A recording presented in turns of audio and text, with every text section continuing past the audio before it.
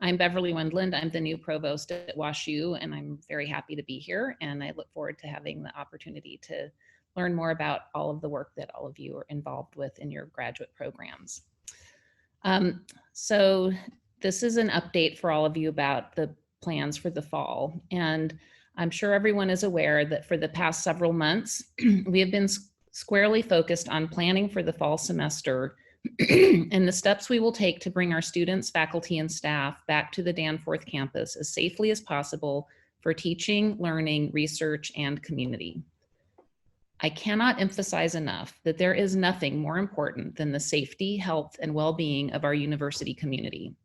We have made every decision with this core principle in mind, and with the guidance every step of the way from our infectious disease experts at the School of Medicine.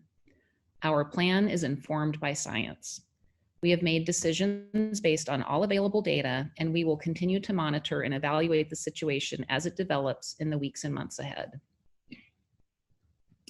We know this will be a semester like no other, but rest assured that we are still WashU. We are a community that supports one another and does what it takes to get things done. Whether or not we are all physically in the same location, we are WashU together. And we are confident that we will weather this storm and come out the other side of COVID-19 stronger than ever before. And we remain grateful for your support and dedication to our community. Our graduate students are a key part of the glue that connects our undergrads to our faculty, our research mission, and all of the things that we do. You're a really important part of it. Now, before we start, I'd like to run a short video that provides a short overview of our plans for the fall. And I need to express my gratitude and a big shout out, lots of praise to our public affairs team for putting this wonderful video together. And I also want to remind everyone that there is a Q&A function where you can submit questions during today's session. And we'll do our best to answer as many questions as we can during this webinar. And these will also help us populate FAQ updates so that we can keep all the questions that you are asking answered. So can we run the video, please? At Washington University, nothing is more important than your health, safety, and well-being. Since spring, we have been focused on creating a safe and welcoming campus for you to return to. It will look and feel a little different, but if everyone does their part, we can have a successful fall semester together. Here's what to expect. There are new public health requirements. Face coverings will be required, along with physical distancing. Maintain 6 feet of separation from others who are not part of your household at all times. Everyone must self-screen daily and stay home if you're sick. Practice personal hygiene, taking extra care to wash your hands. If you show symptoms, stay home and contact us right away. We will provide isolation and quarantine housing and meals for students. We will continue to partner with infectious disease experts at the School of Medicine to provide timely medical and healthcare information. When it comes to academic instruction, we will offer a hybrid learning environment with a blend of in-person and virtual formats.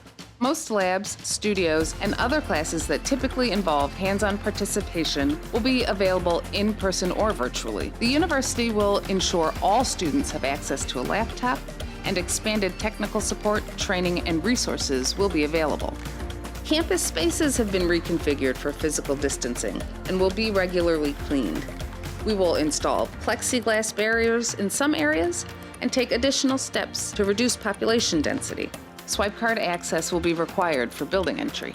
For on-campus dining, expect to see more mobile ordering and takeout options, touchless payment, and one-way lines. Only visitors deemed mission critical are permitted on campus. Because we know community is important, we encourage the use of outdoor spaces to socialize while still adhering to physical distancing requirements. All of our planning reflects the latest guidance from our city, county, and state health departments. We will continue to communicate any changes that may impact our campus and community. For the latest information, visit the WashU Together website, covid19.wstal.edu. It will be an unusual fall, but we'll make it work together. Okay, thanks so much. So I want to start by going over the guiding principles that led to the development of the plan that was published last Friday. So I'm sure all of you are aware that since March of 2020, our leadership team has been tasked with making numerous significant and often difficult decisions. In the early weeks of the pandemic, we established a set of guiding principles to inform our path forward. These are, first, the safety, security, and well-being of all people is one of our most deeply held values. Second, we are a community grounded in our mission, which is to utilize our distinction in education, research, and patient care to improve lives in the service of the greater good. Third, our mission calls us to enhance lives, not just on campus, but also throughout the St. Louis region and around the world. Fourth, it is paramount that we uplift the values of diversity, equity, and inclusion during this critical time, as we consider how this crisis affects individuals from varying backgrounds and with varying levels of severity. Fifth, we are committed to accountability and transparency, even if we don't know the answers, or if the answers are difficult to accept. We will always communicate our decisions along with our rationale. And lastly, we must uplift the value of careful stewardship and sustainability of the university's resources and of our world. Those resources that many in our community, both past and present, have entrusted into our care. Now, the plan that we have shared is built upon these principles, and its success is going to be dependent upon the commitment of everyone in our community to buy into the approaches that we have to take for this safety, health, and well-being of everybody. The success of our return this fall really is built in large part on our own commitment to the principles of health and safety and to our care and compassion for one another. We all must commit to relentlessly following the requirements for being on campus fully and consistently. The WashU Community Pledge and Policy Acknowledgement for students outlines current public health policies and guidelines that will apply to all undergraduate, graduate, and professional students. This is being shared with you to review in the chat right now. To be clear, this is not a liability waiver. Rather, it is an acknowledgement of the principles that we will collectively commit ourselves to so our community stays healthy. All students will be required to complete online public health training and acknowledge the pledge through a Canvas module. More information on this will be emailed to students soon, along with a link to the required training and the community pledge. Now, this is something that is not only for students.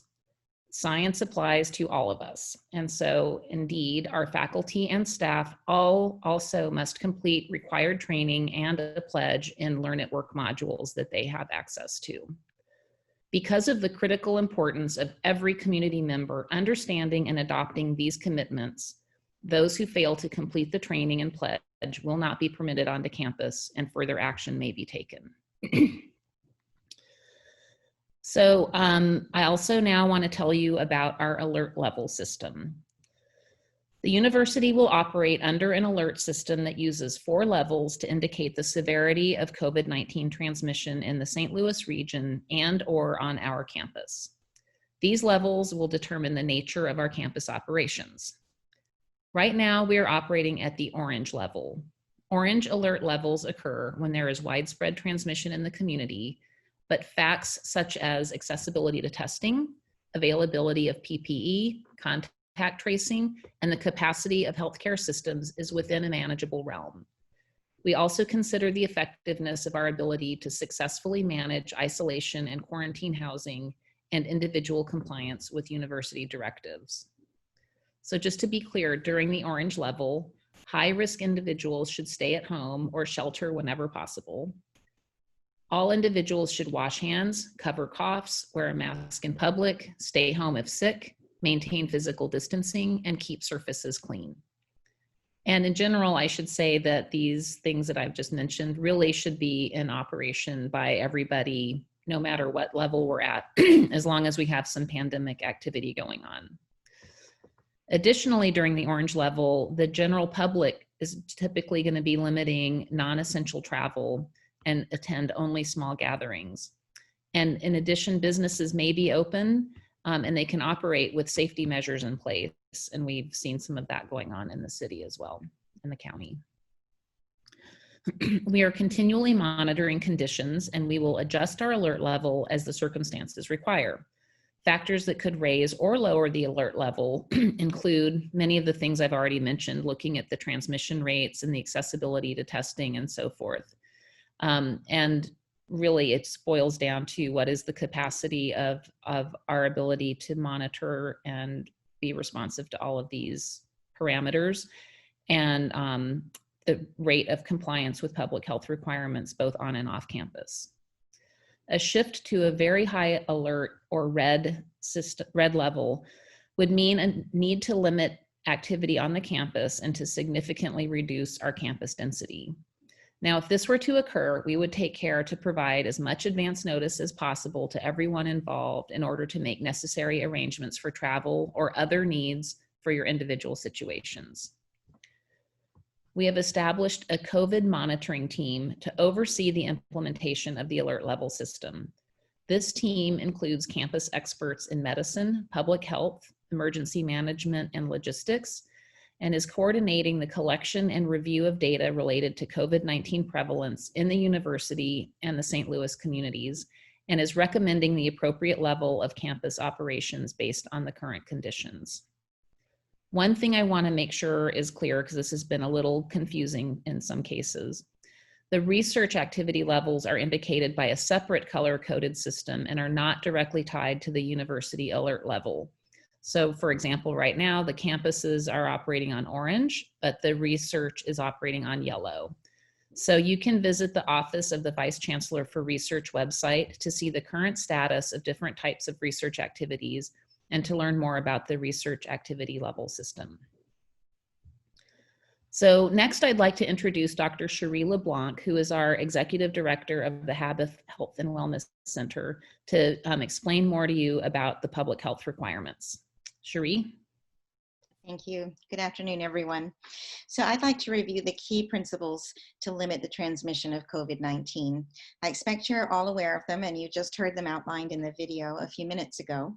We are requiring all students, faculty, and staff to take 4 primary actions. Anyone physically present on campus is to wear a mask or face covering that fully covers their mouth and nose at all times. Unless they are alone in an individual closed office space or are outside and able to keep at least 6 feet between themselves and other people that they don't live with. We expect everyone to maintain at least 6 feet of separation from other people at all times in all indoor and outdoor campus environments. Exceptions will be made for students sharing suites and apartments and other individuals who share a household. The most effective way to slow the spread of COVID-19 is to always wear a mask, especially when physical distancing is not possible. All students, faculty, and staff must complete a daily self-screening to monitor for symptoms of COVID-19 before coming to campus. Anyone showing symptoms or otherwise not receiving a green check mark on the daily screening app will be required to stay home and contact University Health Services, that's us at Habith if you're a student, and Occupational Health for employees for further instructions. The self-screening tool is available at screening.wustl.edu. So if you wanted to go and take a look at it and see how you would fill that out on a daily basis, that's where you'll find it. The last is all members of the university community must take extra care to wash their hands with soap and water for at least 20 seconds, especially after being in a public place or after blowing their nose, coughing, or sneezing. It sounds pretty simple, and these 4 steps are simple and incredibly effective, but at the same time hard to do. We're all human, we need connections with one another, and we've been limiting our interactions for some time now. However, in order to safely be together on campus, all of us must continue to take these actions. Thanks so much, Cherie. And I really want to just reiterate, and I cannot reiterate this enough, this is something that our public health professionals and infectious diseases experts have really been pounding into us. The 2 most important things are the face coverings and the physical distancing. And if everybody could just adhere to those 2 guidelines, and if that was all we did, and of course we're doing more than that, but like those 2 things are the most important things, and taking care of those really would put aside the need to answer a lot of questions that I'm sure many of you have on other parameters around managing this COVID business. This really is the best way to go about protecting yourself and protecting others. So I think we will pause here for a moment and see if there's any questions that Rebecca Brown would like to provide to the panelists to answer questions for our graduate students. Sure, thanks, Provost Winland. This first question is for Dedrick, who Dedrick is also on our COVID monitoring team. And the question is, will there be checkpoints on campus to ensure that self-screening has been completed prior to people entering campus? Yeah, thank you very much for that question. We're currently in the process, so we will be doing audits of the self-screening. We haven't decided if we're going to set up checkpoints at this point. Our goal is to make sure that we create a culture of compliance, and we hopefully understand that all of us as a community have the responsibility to each other as community members. And so, sort of getting in the habit of being able to show your screen, literally and figuratively in some instances where you're holding on to the screening checkpoint, green check mark that you got, is where we are focusing our attention now. We are looking at additional mechanisms for making sure that you can go back and audit that in relative, not real time, but in near real time. Thanks, Dedrick. This next one is related to academic program. And so Lori or others on the call, and it's a bit longer. Are we prepared to be more flexible with degree requirements to ensure graduate students can continue to progress towards their degree as they have to revise or research during a global pandemic? University-wide guidance here is crucial, as inequities in degree progression have become even worse and deepened on someone's mentor. Some advisors' programs are flexible and adjust, while others are inflexible and are requiring extra work, resubmitting already filed but now changed project proposals, etc. Yeah, I can take that one. We are working with all the programs to ensure that they are flexible about how students are progressing. We know that there have been lots of research disruptions, travel problems, and we're going to work with them on a case-by-case basis, if need be, to make sure that you all have what you need to finish your program successfully. So, please rest assured, we are looking to make sure that there's equity around, and flexibility is going to be the watchword.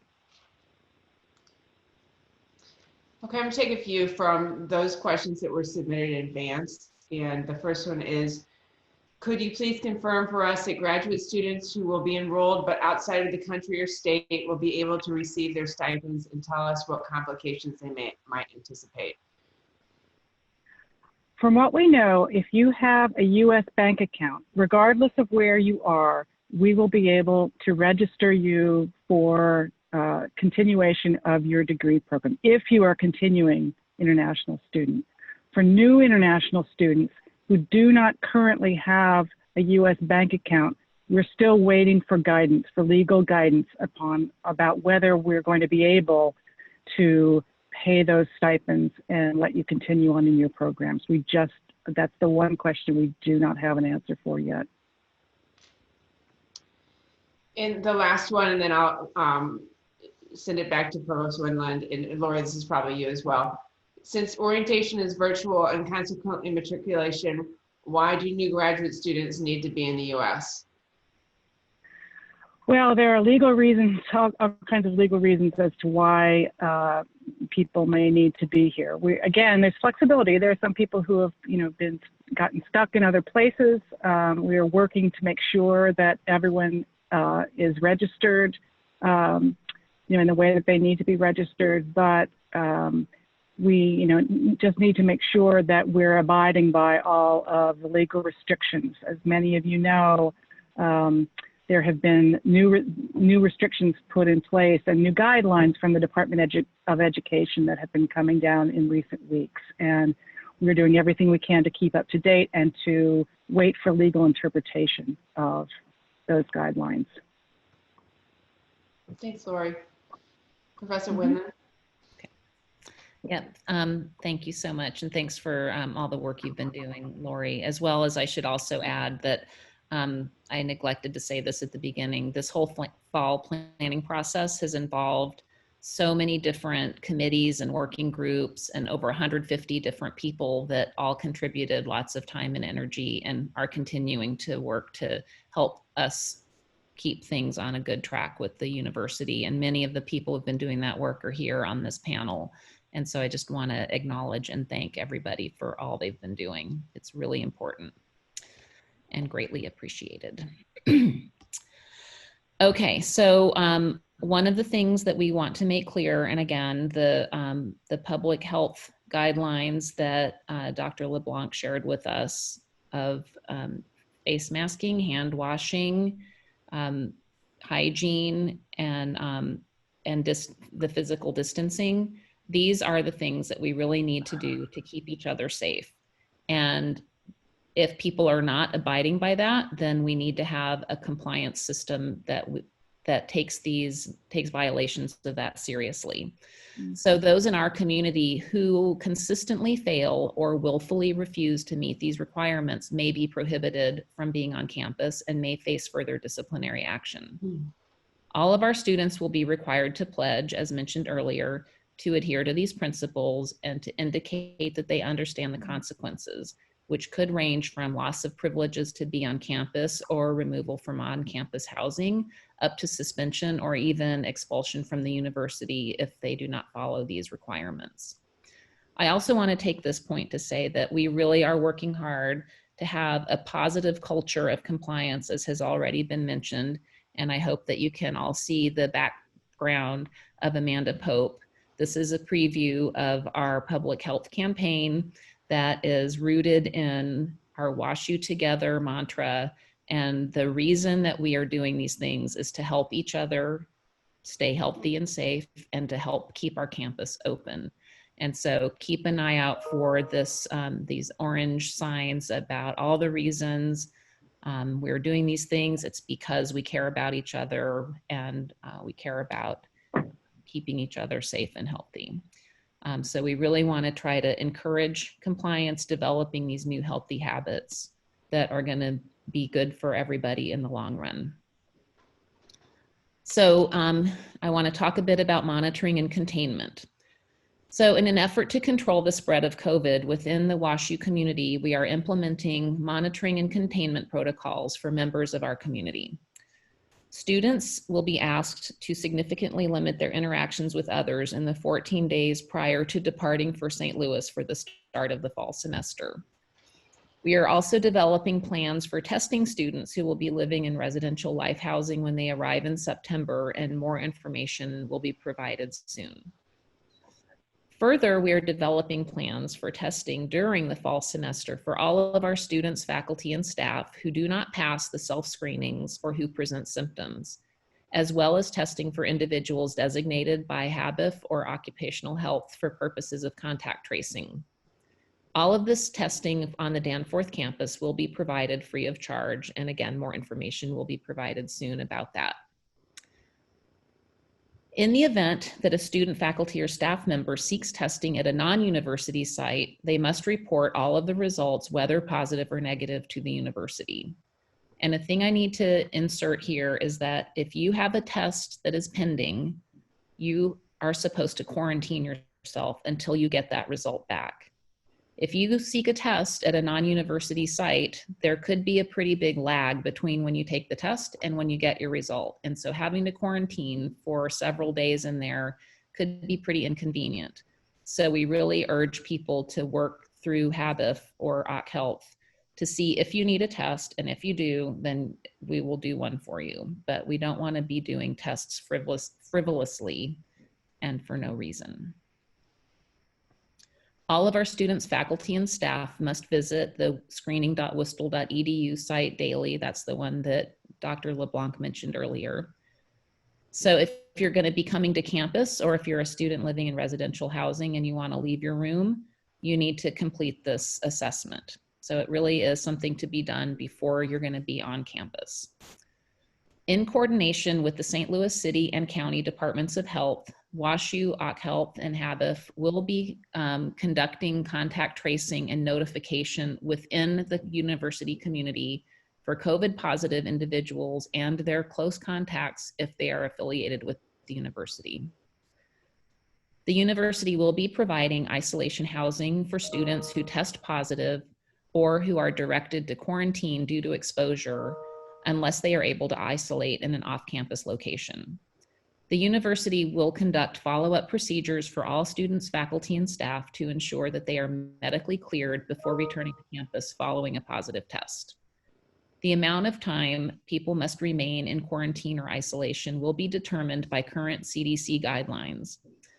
This now reminds me to also say that, this is based on current CDC guidelines.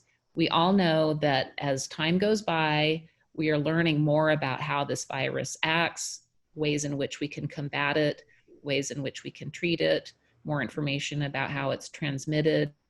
And so all of these things are constantly being updated, and then we're making sure that we stay current with the latest science.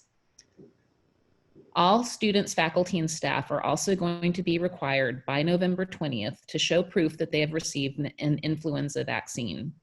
Details about the vaccination requirement and the process for obtaining the vaccine will be shared with the university community before the start of the fall semester, and these vaccines will be provided free of charge.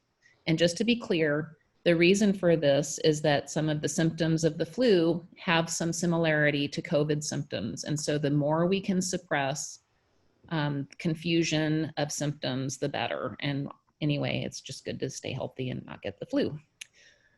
So while it is our greatest hope that all of our students, faculty, and staff will remain safe and healthy, it is just a given that with the high transmission rate of COVID-19 locally and nationally, it's just inevitable that we're going to have some cases reported within our community. So when a member of the university community tests positive, is presumed positive, or has been exposed to someone with COVID-19, that individual must report this information to Habit Health and Wellness for students or to Occupational Health for employees. Now, this gets to be a little bit of a difficult point here, but we must ask that you please respect the privacy of your peers and colleagues by not discussing someone else's confidential health information. If you have something that you want to share about yourself, that is totally your prerogative. There should be no stigma about this, but it's your information to share about yourself. If somebody else tells you something about themselves, that is for them to do, and it is not for you to pass along to others. Okay. This is hopefully something that will be some good news for all of you. The Crisis Response Fund will be open for applications for Washington University undergraduate, graduate, and professional students on September 1st, 2020. Expenses for unexpected emergency costs in the following categories will be eligible for support: housing, utilities, groceries, medicine, and unreimbursed co-pays for physical or mental health services. All of our students will receive an email notification with additional details and instructions on how to apply when this fund opens.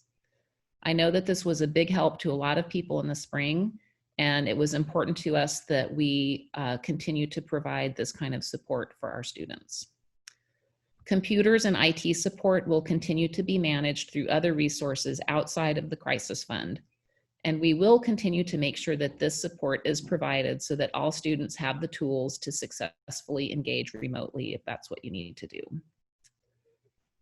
Should we stop here and see if there's any other questions that we want to address before I go on to the academics?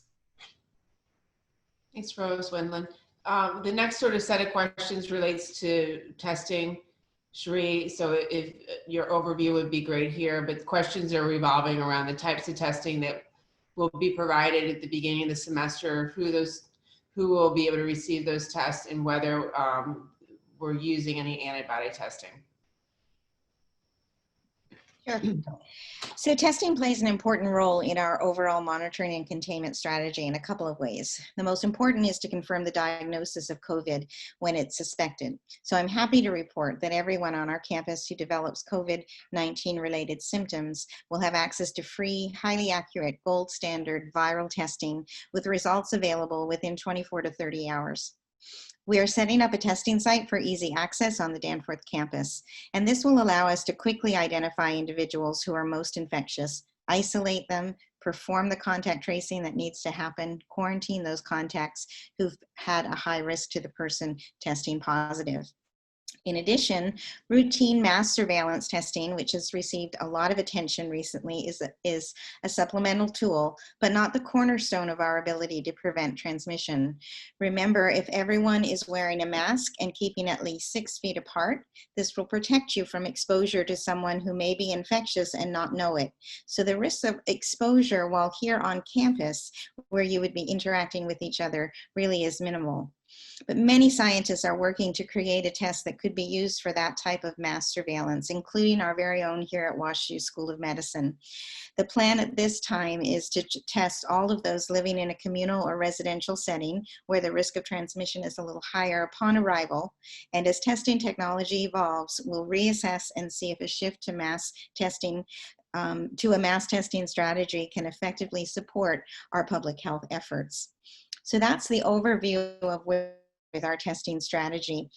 This is the first time I've been asked about an antibody test. What I will tell you is the antibody test is really not very helpful in our clinical situation at the moment. We don't know enough about the antibodies, how long they are going to give immunity, if they really are given immunity. So to make decisions based on who could be together or not wear a mask because they have an antibody, it's just too early to tell. Hopefully, again, like this situation is so fluid, as we learn more, hopefully that will become something that we might also incorporate when we know it will be helpful. Right now, though, too early to know.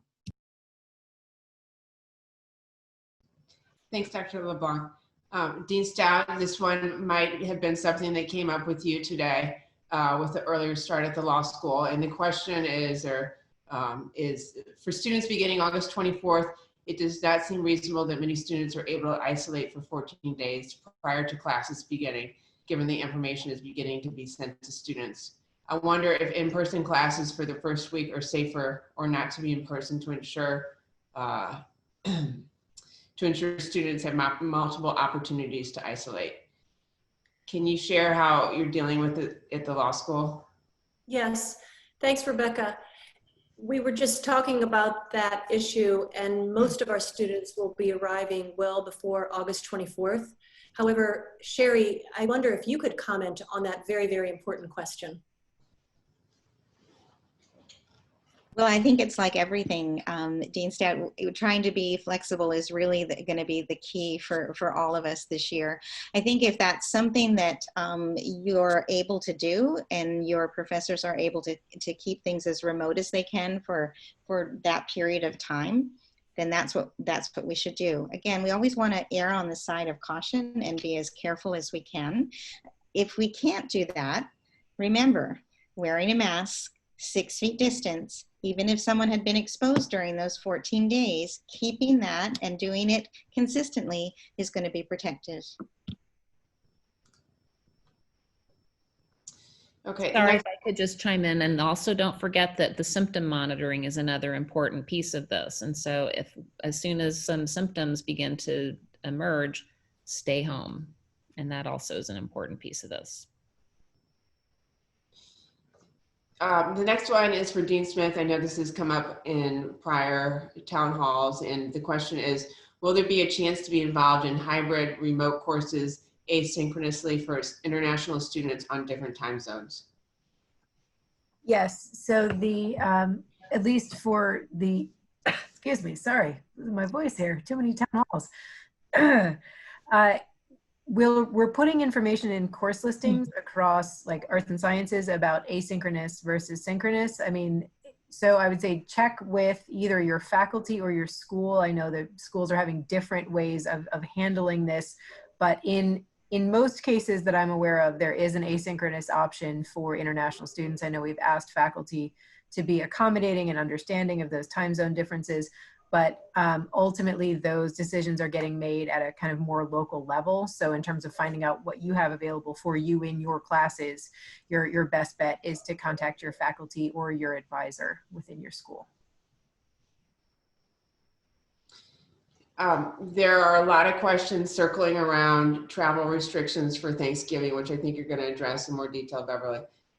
But also some questions about traveling intermittently throughout the semester and what is required of one when they come back to campus. Is there anyone who wants to take that question? Well, I can address just briefly. There's some nuances to what it is that we're trying to do. And so in our student compliance conduct piece that we're asking people to do, there's a line in there that reads, if I must travel out of the St. Louis metro area during the fall semester, I'll follow any travel protocols that WashU establishes, including potential testing and quarantine upon my return. I understand that Washington University sponsored international travel is not permitted. For undergraduate students and studying on campus must be approved through the International Travel Oversight Committee for graduate students. So some of the answers to that question are making sure that we're running everything that we do through the International Travel Oversight Committee. And one of the questions inquired about returning back to campus after a quarantine period. If someone's been through that quarantine period and has been cleared medically, then certainly we would welcome them back to campus. So one of the things about our academic calendar for this fall is that we have added an additional 5 minutes of passing time between classes to help reduce congestion and to allow time for cleaning of classroom spaces. These 5 minutes will be taken from the end of each class period. We've confirmed that this is not going to affect our accreditation. Another parameter that we are addressing to avoid congregation and clogs at doors is to try to have one-way entrances and exits designated in many locations so that we can have smooth and rapid flow, sort of like the one-way lines that was mentioned in the video. One thing that to be aware of is that we're not able to get the website updated for the course listings to change those course times. And so we're going to need everybody to have the appropriate course time meetings on their syllabi. We are going to be offering our academic coursework in a variety of formats. Some courses will be either predominantly online or in person. Others are going to be in a hybrid format, so that learning can be offered both in the classroom and remotely to serve our students regardless of whether they're able to be on campus. Because of what happened in the spring, and because we don't know, what the future holds with how this pandemic may evolve, all of our courses are being designed with the capacity to pivot to a fully remote learning scenario with minimal disruption. Course details, including information about the anticipated delivery format, will be available in the course listings catalog. Guidance on interpreting the information in the course listings can be found on the University Registrar's website. As mentioned before, in order to ensure that all of our students can fully participate in online classes, all students will be required to have a computer that meets specified standards. And the university will provide assistance to undergraduate students with demonstrated financial need to ensure that they have access to computers and the necessary internet bandwidth capacity. And then there's also access for our university college students and our graduate students to speak to the financial aid offices that serve them. In particular, for our international students, Washington University is a hybrid university that is offering both in-person and online courses. The immigration rules and government agencies' interpretations of the rules have changed, and we expect may continue to change during this whole COVID-19 outbreak, and who knows how many more times they'll be changing. We want you all to know that the university has been and will continue to work diligently to keep our international students informed of any changes to requirements and to do everything we can to help our international students maintain their visa status. Okay. Dedrick, did you want to say a few things about dining on campus? Yeah, I'll just speak very, very briefly about dining. For those who I haven't met, I'm Dedrick Carter, the Vice Chancellor for Operations and Technology Transfer, and the dining program reports to my organization. Let me just tell you briefly a couple of things that are changing in the dining program this coming fall to meet the existing circumstance. We look forward to welcoming you back to campus and eating with us. So the campus has been, the campus dining has been redesigned to reduce seating and add table dividers in spaces where physical distancing may not be possible. We've overall reduced the density in all of the areas dining on campus. And most of those areas are certainly less than half, probably the ratio of about 30 to 40% of the normal capacity. We've worked to increase the availability of mobile ordering on the campus in the fall, which will support the decision to move to a cashless operation in dining services spaces. And that'll be a reliance on credit card, Bear Bucks, meal points that'll be accepted there. There's going to be a great deal of grab and go, and that's been greatly expanded. We've eliminated buffets and self-service areas, and the changes that we've implemented will allow for fewer people to be in these dining spaces. More importantly, you'll see a new face as you enter these de-densified areas, which will be a hospitality coordinator. That'll be somebody there to help lead and guide you, provide guidance and direction, check that you are masked up as you're coming in. You'll be able to remove the mask only during the time that you're eating, and answer any questions that you might have. So we look forward to, again, as I said earlier, welcoming you back to the dining facility. Thanks so much, Dedrick. And in addition to the dining spaces, everyone should be prepared for all of our campus rooms and facilities being reconfigured to allow for physical distancing. And again, like what Dedrick was just talking about in the dining rooms, where physical distancing cannot be ensured in certain indoor spaces, plastic partitions or barriers will be installed for additional protection. And then there also can be staggered schedules that can be set up so that we make sure that the population density in our buildings is appropriate for the safety measures we need to be abiding by. All of our campus buildings will be accessible only by card swipe with a valid university ID, and limits on building and room capacities for campus buildings are being established so that we can make sure that we know what's the, how much volume they can accommodate. We are going to be erecting at least 2 large tents, and a variety of other spaces will be installed on campus to increase our campus capacity for safer outdoor study, dining, and participating in online classes. More than 600 chairs have also been added throughout the campus to provide additional outdoor seating options. Part of this includes the installation of at least 1,000 Zoom study dine pods. I like to call them cubbies. We're going to add these to our campus. And these are individual units that will provide private space for a single person to sit while they're attending an online class, reading, studying, eating. Hopefully, if you're going to take a nap, you can go home and do that. These pods are going to be available across the campus, both in the tents and inside certain spaces where they are going to be set up. And there will be some large reception venues and classrooms that will be converted into spaces to accommodate this type of seating. And then also, just to reassure you, JD and his team have been working really hard through university facilities to make sure that our indoor air quality strategies are optimized to reduce the possibility of COVID-19 transmission. So they're increasing fresh air supply, implementing MERV 13 filtration, just really doing a thorough job of checking out everything. Each building is being reviewed, and the appropriate strategies are being deployed based on the system design.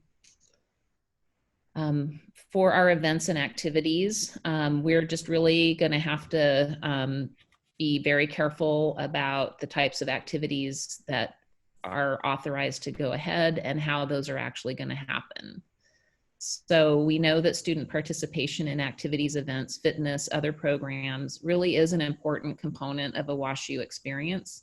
But because we need to prioritize safety above everything else, there are going to be some significant changes. So indoor gatherings are generally discouraged, and in some cases not going to be allowed. All of our large orientation events have been canceled, and the content is going to be delivered in small groups or online. and information and instructions about the changes to campus due to COVID-19 will be incorporated in those orientation materials. All of our fall varsity and club sports were canceled at the end of last month. And so that's gonna do a lot for reducing the density and close contact between people that isn't necessary. In addition, the Summers Recreation Center and the South 40 Fitness Center are gonna have some significant changes to ensure that they can safely operate. So reduced density, wearing of masks, physical distancing, enhanced cleaning procedures, all have to be followed with extra vigilance in these spaces. And unfortunately, it is a distinct possibility that either or both of these facilities will have to be closed during the fall semester based on public health guidelines for the use of gyms, because this is really can tend to turn into hotspots. If the circumstances do permit them to be open, the capacity and the density that we can allow inside of them is going to have to be strictly limited. Because of this, we are working really hard to increase safe outdoor recreation programming. So we have a beautiful campus with lots of space for these sorts of things. We're right by Forest Park. There's all kinds of great things that one can do outside in Forest Park. So I think we'll be able to have some good substitutes for the rec center and the fitness center that will be available to help encourage people's mental health and well-being. On the travel, so we do have non-essential university-sponsored travel for student groups is suspended until further notice. Other sorts of university-sponsored travel might be approved through your dean's office, but we're really trying to keep this to a real minimum. And all of these travel restrictions are subject to change based on the travel conditions and public health guidance. So most of our student group travel, as I think I already said, will be considered non-essential for the foreseeable future. Now, students who want to travel outside of the St. Louis region during the Thanksgiving break are not going to be allowed to come back to campus and will need to complete the rest of the semester remotely. So this is just one of these things that just having a whole bunch of people traveling all at the same time in a compressed period back and forthing is just really not a good idea, and it caused a lot of concern with our infectious diseases experts. So we have some policies for how meal plans can be adjusted based on students who choose to go home and not come back after Thanksgiving. We really hope that people will want to stay with us for Thanksgiving, and we'll have some programming and availability for special meals here, and we're working on what those plans will look like. But the idea is the preference would be that people just stay with us through the whole semester and really try to reduce the travel until after the semester has ended. We also, as was noted earlier, are really trying to minimize travel, just other travel, just during the semester as a whole. So the other thing is, you never know what could happen with local, national, CDC-based travel restrictions. They can change at any time. And one never knows. If you're away somewhere, it may not be possible to come back. So that's the other worry. We also have a list of mission critical visitors who will be allowed on campus. This is another important part of trying to keep the density on campus low, is we are really being pretty strict about who besides actual members of our university community will be permitted on campus. That said, we need to keep our mission moving forward. And so we have policies in place for visitors who are important for that mission to be able to come on campus and help us get things done. Additional resources include an FAQ page on the WashU Together website where you can get the latest information and updates. We also have a COVID-19 information hotline that's available during sort of regular Monday through Friday business hours. There is also an email box, covidquestions@wistl.edu, where you can email questions, and Those will either be answered back directly or will inform additions to the FAQ page. So in closing, before we take some more questions, I just want to say thank you again for all of you to take the time to join us today for this town hall. I realize this is a lot of information to take in. There's many more questions I'm sure you still have as you navigate what all of this means for both you and your family. And so before we move into this Q&A, I just want to emphasize here that I have immense empathy for each of you and for what you must be thinking and feeling during this time. I remember back when I was a graduate student and we didn't even have a pandemic, and I know it's a challenging time. It's fun, it's exciting, there's also stress and some anxiety that goes along with it. And so we just want to know, we want you to know that we are here for you and we're doing everything we can to help you. And I'm really sorry that these have to be the circumstances, but all of you really have been doing so much to help the university, and we're really grateful for your support and your willingness to be flexible. And I know that together we can have a safe and really truly meaningful and productive fall semester. We can figure out how to make that work. It's going to take all of us to step up and make this happen, but I am confident that we're going to pull through, because even during my short time as provost, I just have gotten a palpable sense of the community that WashU represents, and the way that we can all come together in these times of uncertainty is really inspiring and really gives me so much confidence. So I just know that as part of the WashU family, we are going to take care of one another and that we are committed to doing what's right. So I want to thank you again for being with us, for your passion, for raising questions and concerns that are going to help us serve you better. And so now let's get back to Rebecca and some of the questions that came in before the town hall started and during the town hall. Thank you so much.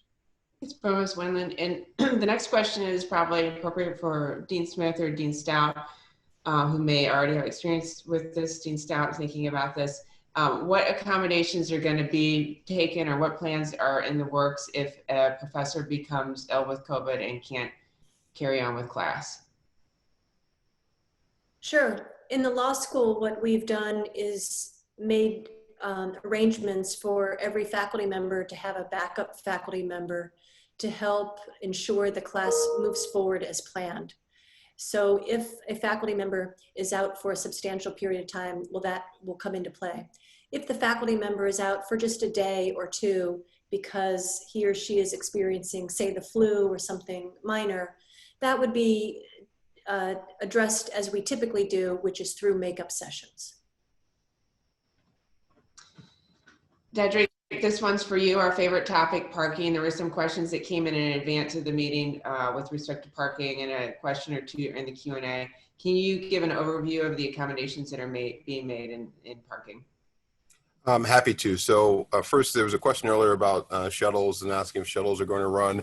The shuttles will be running. They'll be running at decreased density, and we'll be adding additional precautions for cleaning, increased frequency, and providing materials for those who want to clean. So think of those capacities as being somewhere in the neighborhood of 24. The COVID capacity will be somewhere around 10. For parking, we are, fear not, this is not the situation we were in several years ago. We feel comfortable that there's enough capacity for those on the Danforth campus that want to park to be able to park there. What we try to do is we're looking at what the demand is now. We're looking at the needs across campus, both for graduate students and undergraduate students, and trying to make sure that we've got some options available that work for everyone. The parking now through September 5th is open park. And as you'll recall, from 5 p.m. to 7 a.m. every day, open park means you can park at no cost to you. Permits expired on the 31st, and permits will be enforced again after September 5th. That's the current plan. Thanks, Cedric. Sheree, this one is probably best for you.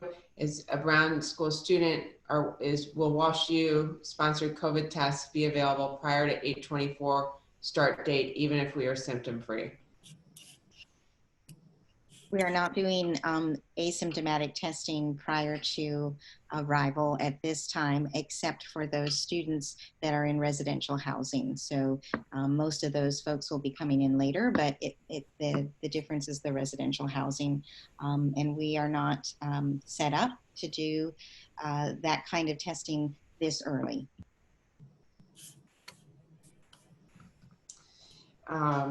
Thank you. Lori, if you're still on the call, this one is probably in your wheelhouse. For programs that require physical lab rotations, what accommodations do they put in place to ensure that new international students that are abroad are carried along? That's probably a question that's best handled by your program. I would contact the program and your program and see what they tell you about it. We don't have any university-wide policies about that at this point.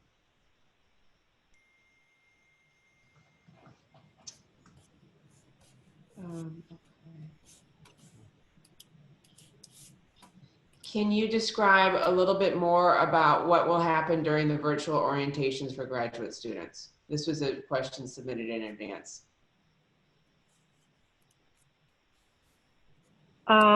Well, we will have, I think we're going to have some sort of help desk kinds of features so that if you have specific questions, you can ask them, but we'll also have breakout rooms where you can find out about various interest groups that people might, want to follow up on. Besides that, there are going to be orientations specific to programs that I think are also going to be helpful. So there will be a sort of more general graduate school orientation, but also specific program orientations. Okay. If the next one, Lori, this may be you too, or someone else on the panel, is there a way to track or evaluate flexibility in quotes by programs and departments during this period? What do you do if you are not satisfied with the way an issue is handled by your program, especially when you know other programs have put in place more favorable accommodations for such situations? Generally, we like to leave things up to programs just because the programs vary so much. It's really hard for the graduate school to make rules that are going to apply fairly across programs. That said, we are always available for consultation if students have questions about the specifics of their program. So we're happy to talk to people about it. So this one is thinking about the future. If we leave for campus for the Christmas break, will we be able to come back to campus to do research in the month of January? Dedrick, has this come up with your group yet? It has not come up in the group. And I'd look to, I don't know, Jen, is that something that you guys think about? I mean, at the undergraduate level, since we're fully remote for final exams, we've been saying you would come back for the start of the semester, but that's a different, I mean, we're not having people as engaged in research. So the expectation has been students don't return to campus unless they're approved for an accommodation to stay on campus, that they're not returning until start of spring semester classes. But I could see how that would be different for graduate students involved in research. And we can definitely get you a good answer on that.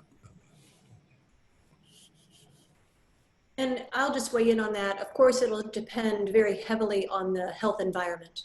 So who we can allow back onto the campus in January could be a very different list than where we are now. Hopefully, we'll all be back on campus and we'll be in a very healthy situation. However, if the health environment turns negative, well, we'll be very, very cautious and we'll impose the type of restrictions that the provost outlined earlier, which is those different color-coded models that help us understand who's allowed to be on campus and who's not allowed to be on campus. And the last question before we break, Provost Wendland, is will the university be providing students with information about the current number of COVID positive cases on campus throughout the semester? And we are in the process of coming up with a method of sharing information in an anonymous way with the community. And this information would likely be on the COVID-19 website that you have been visiting to find other information, likely on the front page. Yeah, we really want to do, we want to get that information in place, and that's something we're actively working on right now, because we do understand that transparency and availability of de-identified information about the status of the campus is important for everyone to know.